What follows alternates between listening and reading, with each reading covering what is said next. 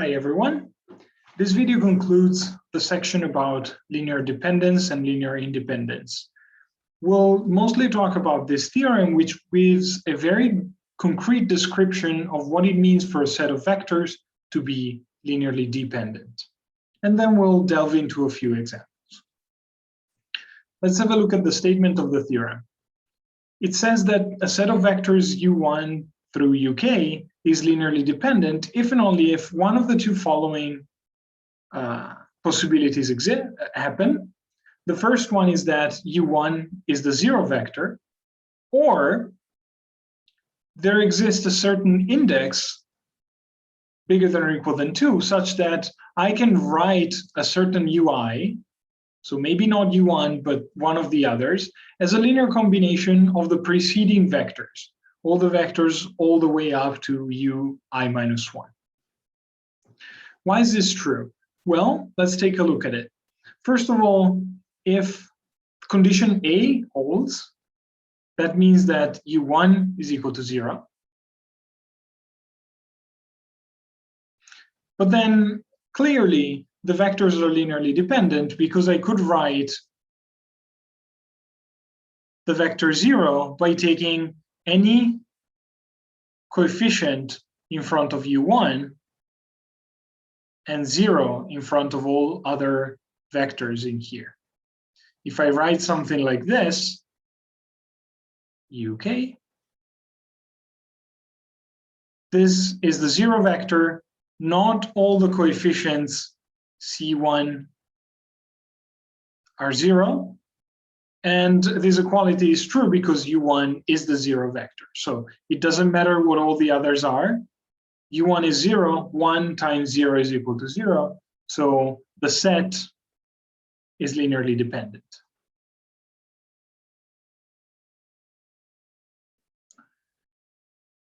Now, if condition B is true, then the set is also linearly dependent. This condition B means that ui can be written as a linear combination c1 u1 plus ci minus 1 ui minus 1. But then rearranging this equation and maybe moving ui to the other side, I can change this and write it as minus ui is equal to the 0 vector. And again, I wrote the 0 vector using a non-zero coefficient. Ci equals to minus 1, which is not 0. That says that, in particular, I can write the 0 vector with the vectors u1, uk using non-trivial coefficients. So u1 through uk is linearly dependent. But what's interesting about this theorem is not one of the two implications. We just saw here that if A or B is satisfied, then the set of vectors is linearly dependent. What's interesting is that if the set is linearly dependent, then one of the two possibilities between A and B must happen. Let's try to focus on that. So we're proving the converse of the theorem. We're supposing that the vectors u1 through uk are linearly dependent. In other words, by definition, there must be a way to write the 0 vector as a linear combination with not all coefficient equal to 0. Now, let's argue by supposing that maybe the last coefficient here is non-zero. Suppose that it isn't, so ck is non-zero. Well, but then if ck is non-zero, I can solve this equality by uk. And I move ck uk to the other side, and then I divide everything by minus ck, and I get the following equation over here. But if you take a look at this equation, what we did here was nothing but writing uk as a linear combination of the preceding ones, u1 through uk minus 1. So condition B is true if ck is non-zero in our linearly dependence relation. The other case is that ck is equal to 0. But then let's rewrite this condition here. I'll write it again, now with the assumption that ck is equal to 0. Well, we still know that sum of the coefficient is different from 0. It can't be ck, so I can cancel that out. And now I can repeat the same argument, starting with the second to last coefficient. If ck minus 1 is different from 0, by the same argument as above, condition B is true. And then I repeat, if c of k minus 1 is equal to 0, then I can rewrite star again as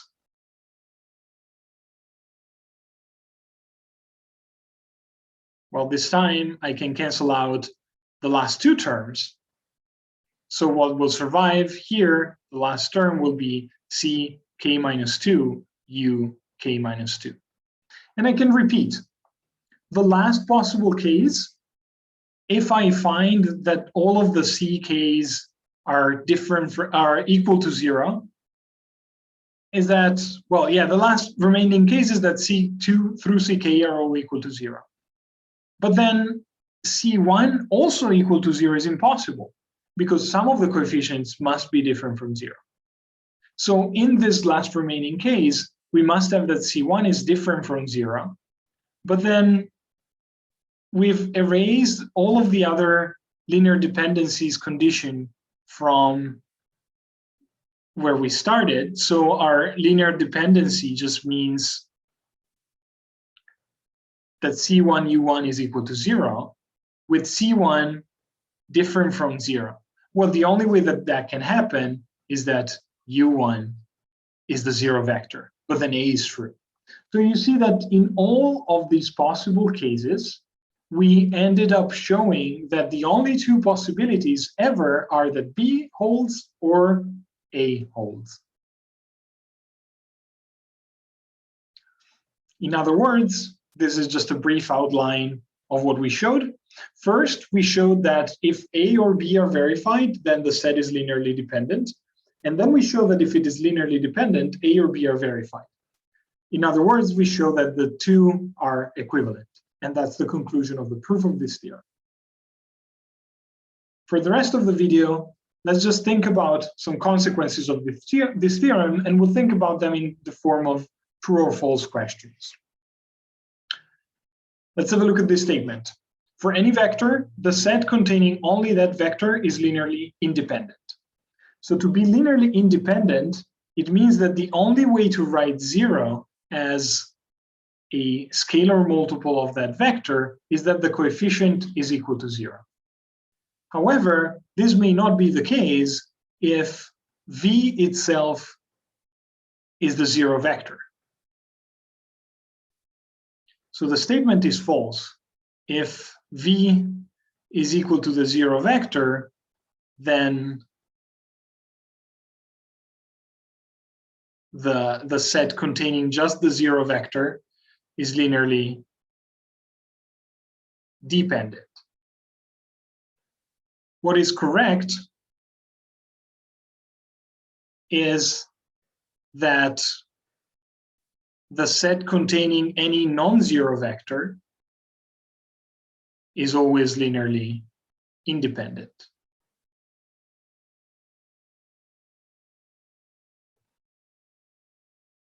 Let's have a look at this next statement. If I have a set of two vectors, u1 and u2, linearly dependent is equivalent to saying that u1 is a multiple of u2 for some constant different from 0. But maybe here we can apply our theorem. So the theorem says that u1, u2 linearly dependent is equivalent to saying that A, u1 is 0, or B, u2 is a linear combination of u1. So you see that the statement in this number 2 only covers the second possibility. U2 being a linear combination of U1 just means that U2 is equal to C times U1 for some C. But it may very well be that U1 is the 0 vector. In other words, if I add this set with U2 different from 0, then this is linearly dependent, but it's not true that U1 is C times U2 with C different from 0. So what the true statement, the statement in 2 is false. What the true statement is what's given by our theorem. U1 may be 0, or if not, then U2 is a linear combination of U1. In other words, it's a multiple of U1. Let's have a look at this third statement. We're given a set of vectors, U1 through UK. It's linearly dependent, and we're given another vector V. Saying that V does not belong to the span of S is equivalent to the following. Well, if the span of all of those vectors and V was linearly dependent, then that means that V can be written as a linear combination of the others. But then by our theorem,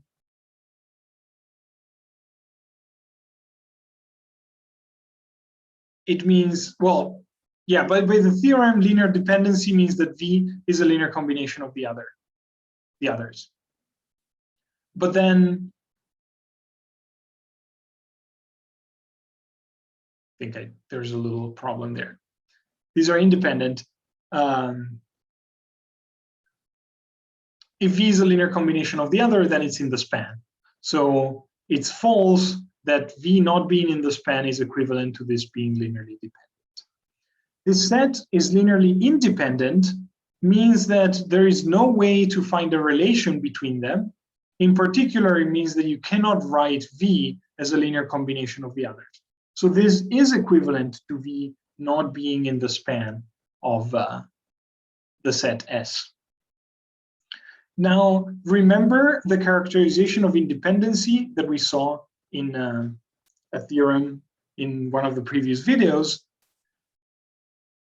If I stick these vectors into a matrix, the columns of the matrix being linearly independent is equivalent to the matrix having 0 nullity. So these two statements are equivalent, and therefore they're both equivalent to V not being in the span of the initial K vectors.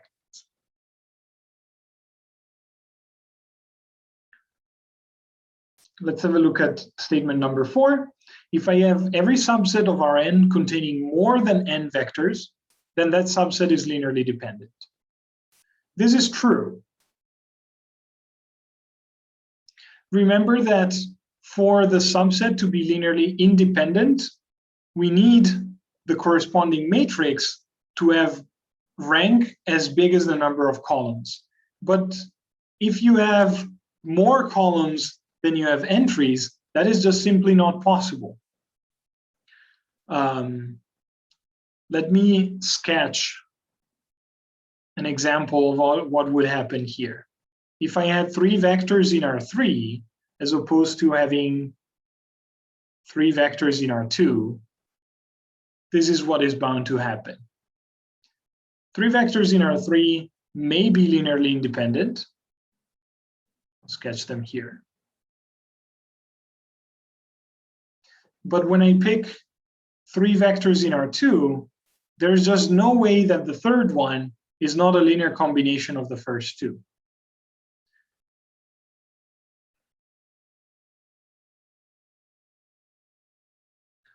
And that's an illustration of this principle.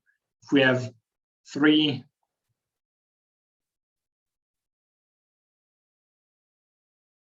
vectors in R3, in R2, then they must be linearly dependent.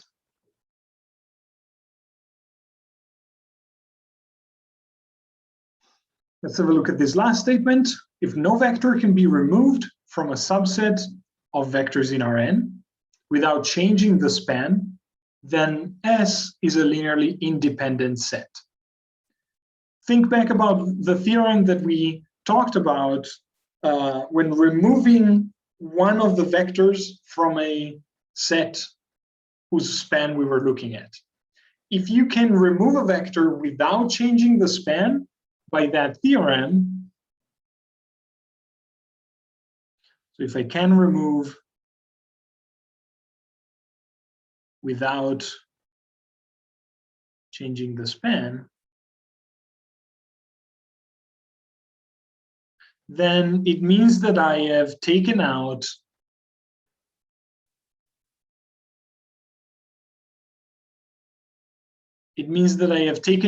a vector from a linearly dependent set.